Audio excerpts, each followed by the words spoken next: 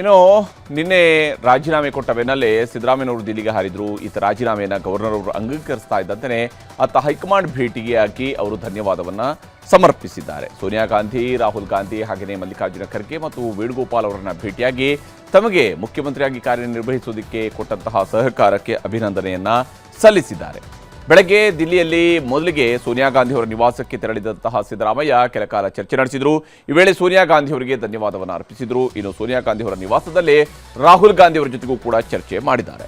ಈ ವೇಳೆ ರಾಹುಲ್ ಗಾಂಧಿ ಸಿದ್ದರಾಮಯ್ಯನವರನ್ನ ಆತ್ಮೀಯವಾಗಿ ಅಪ್ಪಿಕೊಂಡು ಧನ್ಯವಾದವನ್ನು ಸಮರ್ಪಿಸಿದ್ರು. ಯಾಕಂದ್ರೆ ರಾಹುಲ್ ಗಾಂಧಿಯವರ ಮಾತನ್ನ ಇಷ್ಟು ನಿಷ್ಠೆಯಿಂದ ಪಾಲಿಸಿದಂತಹ ವ್ಯಕ್ತಿ ಅಂತ ಹೇಳಿದರೆ ಅದು ಸಿದ್ದರಾಮಯ್ಯನವರು ಮಾತ್ರ. ಬೇರೆ ಬೇರೆ ರಾಜ್ಯಗಳಲ್ಲಿ ಅವರು ಅಧಿಕಾರ ಬದಲಾವಣೆಯ ಸರ್ಕಸ್ಗಳನ್ನು ಮಾಡಿದಾಗ ಆ ಮುಖ್ಯಮಂತ್ರಿಗಳು ನಡ್ಕೊಂಡಂತಹ ರೀತಿಗೂ ಸಿದ್ದರಾಮಯ್ಯನವರು ನಡ್ಕೊಂಡಂತಹ ರೀತಿಗೂ ಅಜಗಜಾಂತರವಾದಂತಹ ವ್ಯತ್ಯಾಸ ಇದೆ. ಹೀಗಾಗಿ ಸಹಜವಾಗಿ ಅವ್ರನ್ನ ಅಪ್ಕೊಂಡು ಅವ್ರನ್ನ ಗೌರವಿಸಿದ್ದಾರೆ. ಬಳಿಕ ಎಐಸಿಸಿ ಅಧ್ಯಕ್ಷ ಮಲ್ಲಿಕಾರ್ಜುನ ಖರ್ಗೆ ಅವ್ರನ್ನ ಭೇಟಿಯಾದರು. ಅವರು ಕೂಡ ಅಷ್ಟೇ ಸಿದ್ದರಾಮಯ್ಯನವರ ಹೆಗಲ ಮೇಲೆ ಕೈ ಇಟ್ಟು ಬಹಳ ಆತ್ಮೀಯವಾಗಿ ಸಿದ್ದರಾಮಯ್ಯನವರ ಜೊತೆಗೆ ಮಾತನಾಡಿದ್ದಾರೆ. ಇನ್ನು ಎಐಸಿಸಿ ಪ್ರಧಾನ ಕಾರ್ಯದರ್ಶಿ ಕೆ.ಸಿ. ವೇಣುಗೋಪಾಲ್ ಅವರ ನಿವಾಸಕ್ಕೂ ಕೂಡ ಹೋಗಿ ಅವ್ರಿಗೂ ಧನ್ಯವಾದ ಹೇಳಿ ಕೆಲ ಕಾಲ ಚರ್ಚೆಯನ್ನು ನಡೆಸಿದ್ದಾರೆ. ಭೇಟಿಯುದ್ದಕ್ಕೂ ಎಲ್ಲರೂ ಹೇಳಿದ್ದು ಒಂದೇ, ನೀವು ದೆಹಲಿಗೆ ಬರಬೇಕು ಅನ್ನುವಂಥದ್ದನ್ನು, ನೀವು ದಿಲ್ಲಿಗೆ ಬನ್ನಿ ಅನ್ನುವಂಥ ಆಹ್ವಾನ ಸಿದ್ದರಾಮಯ್ಯನವರಿಗೆ ಸಿಕ್ಕಿರುವಂಥದ್ದು.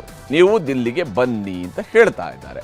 ನೀವು ರಾಹುಲ್ ಗಾಂಧಿ ಅವರು ಹೇಳ್ತಾರೆ ನೀವು ರಾಷ್ಟ್ರ ರಾಜಕಾರಣಕ್ಕೆ ಬರಬೇಕು, ರಾಜ್ಯಸಭೆಯಲ್ಲಿ ಪ್ರತಿಪಕ್ಷ ನಾಯಕರಾಗಿ ತಾವು ಕೆಲಸವನ್ನು ಮಾಡಬೇಕಾಗಿದೆ ಅನ್ನುವಂಥದ್ದನ್ನು ಅವರು ಹೇಳಿದ್ದಾರೆ. ಅಷ್ಟೇ ಅಲ್ಲದೆ ರಾಷ್ಟ್ರ ಮಟ್ಟದಲ್ಲಿ ನಮಗೂ ಕೂಡ ಹಿಂದುಳಿದ ವರ್ಗದ ನಾಯಕರ ಅಗತ್ಯ ಇದೆ, ಅಹಿಂದ ನಾಯಕರೊಬ್ಬರ ಅಗತ್ಯ ಇದೆ. ಆ ಜಾಗವನ್ನು ತಾವೇ ತುಂಬೋದಿಕ್ಕೆ ಸಾಧ್ಯ ಇರುವಂಥದ್ದು ಅನ್ನೋದನ್ನು ಹೇಳಿದ್ದಾರೆ. ಇನ್ನು ಸಿದ್ದರಾಮಯ್ಯನವರು ಈ ವಿಚಾರಕ್ಕೆ ಬಂದಾಗ ರಾಷ್ಟ್ರ ರಾಜಕಾರಣದಲ್ಲಿ ನನಗೆ ಯಾವುದೇ ಆಸಕ್ತಿ ಇಲ್ಲ, ನಾನು ರಾಜ್ಯಸಭೆಗೆ ಬರೋದಕ್ಕೆ ನಾನು ಮನಸ್ಸು ಮಾಡ್ತಾ ಇಲ್ಲ ಅನ್ನುವಂಥದ್ದನ್ನು ಸ್ಪಷ್ಟವಾಗಿ ಹೇಳಿದ್ದಾರೆ. ಹಾಗಿದ್ರೂ ಶಿವಕುಮಾರ್ ಅವರ ಸಂಪುಟದಲ್ಲಿ ನಮ್ಮವರಿಗೆ ಸ್ಥಾನಮಾನಗಳನ್ನು ಸರಿಯಾಗಿ ಕೊಡಬೇಕು ಅನ್ನುವಂಥ ಅಂಶವನ್ನು ಅವರು ವಿವರಿಸುವಂತಹ ಪ್ರಯತ್ನವನ್ನು ಮಾಡಿದ್ದಾರೆ. ರಾಹುಲ್ ಗಾಂಧಿ ಅವರು ಕೂಡ ನೀವು ರಾಜ್ಯಸಭೆಯ ಬಗ್ಗೆ ಈಗಲೇ ತೀರ್ಮಾನಿಸಬೇಡಿ, ಯೋಚನೆ ಮಾಡಿ ತೀರ್ಮಾನವನ್ನು ನನಗೆ ತಿಳಿಸಬೇಕು ಅನ್ನೋಂಥ ಹೇಳೋದ್ರ ಮೂಲಕ ಮತ್ತಷ್ಟು ಕಾಯೋದಕ್ಕೆ ನಾವು ರೆಡಿ ಇದ್ದೀವಿ ಅಂತ ಹೇಳ್ಕೊಂಡು ಸೂಚಿಸಿದ್ದಾರೆ. ಇನ್ನು ಸಂಪುಟ ರಚನೆಯ ವೇಳೆ ನಿಮ್ಮ ಸಲಹೆಗಳನ್ನು ಪರಿಗಣಿಸಲಾಗುತ್ತೆ ಅಂತ ಹೇಳಿ ಇದೇ ಸಂದರ್ಭದಲ್ಲಿ ಸಿದ್ದರಾಮಯ್ಯನವರಿಗೆ ಅಶ್ಯೂರೆನ್ಸನ್ನು ಕೊಟ್ಟಿದ್ದಾರೆ.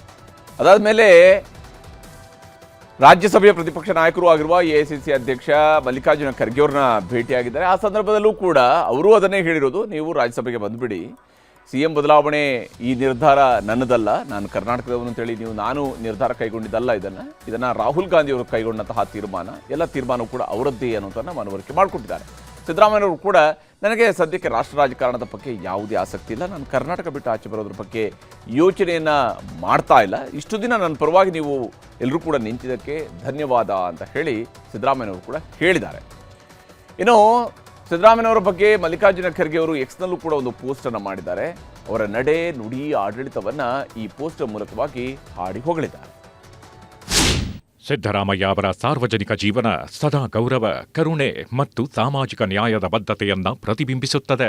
ಅವರು ತಮ್ಮ ಜೀವನದ ಆರಂಭದಿಂದಲೇ ಸಮಾನತೆ ಮತ್ತು ಹಿಂದುಳಿದ ವರ್ಗಗಳ ಹಕ್ಕುಗಳಿಗಾಗಿ ನಿರಂತರವಾಗಿ ಹೋರಾಡಿದ್ದಾರೆ. ಸರಳ ಹಿನ್ನೆಲೆಯಿಂದ ಬಂದ ಸಿದ್ದರಾಮಯ್ಯ ಅವರು ಕರ್ನಾಟಕದ ಮುಖ್ಯಮಂತ್ರಿಯಾಗಿ 2 ಬಾರಿ ಸೇವೆ ಸಲ್ಲಿಸಿದ್ದು, ತಮ್ಮ ಆಡಳಿತಾವಧಿಯಲ್ಲಿ ಸಮಾನತೆ, ಸೌಹಾರ್ದತೆ ಹಾಗೂ ಹಿಂದುಳಿದವರ ಕಲ್ಯಾಣಕ್ಕೆ ಹೆಚ್ಚಿನ ಆದ್ಯತೆ ನೀಡಿದ್ರು. ಕರ್ನಾಟಕ ಹಾಗೂ ಕಾಂಗ್ರೆಸ್ ಪಕ್ಷವು ಅವರ ಸಾರ್ವಜನಿಕ ಸೇವೆಗೆ ಸದಾ ಕೃತಜ್ಞವಾಗಿದೆ.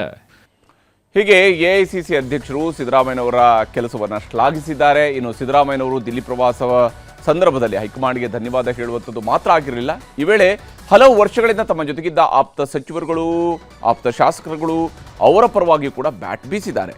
ಎಲ್ಲ ಸಮಯದಲ್ಲೂ ಸರ್ಕಾರದ ಜೊತೆಗೆ ನಿಂತಿರುವ ಒಂದಷ್ಟು ಮಂದಿಗೆ ಸಂಪುಟದಲ್ಲಿ ಅವಕಾಶ ಕೊಡಬೇಕು ಅನ್ನುವಂತಹ ಮನವಿಯನ್ನು ಕೂಡ ಮಾಡಿದ್ದಾರೆ. ಇದೇ ವೇಳೆ ಡಾಕ್ಟರ್ ಜಿ ಪರಮೇಶ್ವರ್ ಮತ್ತು MB ಪಾಟೀಲ್ ಅವರಿಗೂ ಕೂಡ ಕಾಂಗ್ರೆಸ್ ಹೈಕಮಾಂಡ್ ಬುಲಾವ್ ನೀಡಿದ್ದು ಕುತೂಹಲವನ್ನು ಮೂಡಿಸಿದೆ. ಪಕ್ಷ ಇವತ್ತು ಈಗ ನಿನ್ನೆ ಇದು ಆಗಿದೆ, ನಾಳೆ CLP ಆಗುತ್ತೆ, ಪಕ್ಷ ಏನೋ ನಿರ್ಧಾರ ಮಾಡ್ತಾರೆ ಏನು ಕೂಡ ಇವತ್ತು ಹೋಗಿದ್ದಾರೆಲ್ಲ ಮುಖ್ಯಮಂತ್ರಿಗಳು, ಉಪಮುಖ್ಯಮಂತ್ರಿಗಳು ಎಲ್ಲರೂ ಹೋಗಿದ್ದಾರೆ. ನೋಡೋದು ಏನಾಗ್ತದೆ ಪಾರ್ಟಿಯಲ್ಲಿ. ತಪ್ಪೇನಿದೆ, ಎಲ್ಲರಿಗೂ ಹಕ್ಕಿದೆ ಅಲ್ಲ. ನನಗೆ ಗೊತ್ತಿಲ್ಲಪ್ಪ, ನಾನೇನು ಕಾಂಗ್ರೆಸ್ ಹೈಕಮಾಂಡ, ಇವೆಲ್ಲವೂ ಕೂಡ ಹೈಕಮಾಂಡ್ ನಿರ್ಧಾರ ಮಾಡ್ತದೆ. ಸುಮ್ಮನೆ ಯಾರಿಗೂ ಹೂವಪ್ಪೋ ಇಲ್ಲ.